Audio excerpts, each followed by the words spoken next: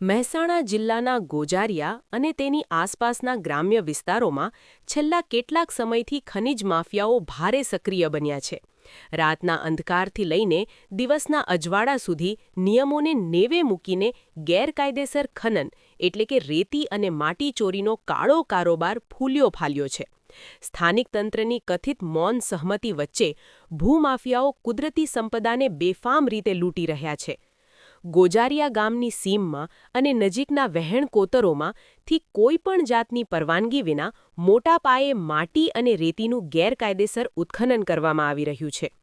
Overload ભરેલા ડમ્પરો પૂરપાટ ઝડપે ગ્રામ્ય માર્ગો પરથી પસાર થાય છે, જેના કારણે અકસ્માતનો ભય સતત રહે છે. સ્થાનિક લોકો જો અવાજ ઉઠાવે તો માફિયાઓ દ્વારા ધાક ધમકી આપવામાં આવતી હોવાની પણ ચર્ચાઓ છે.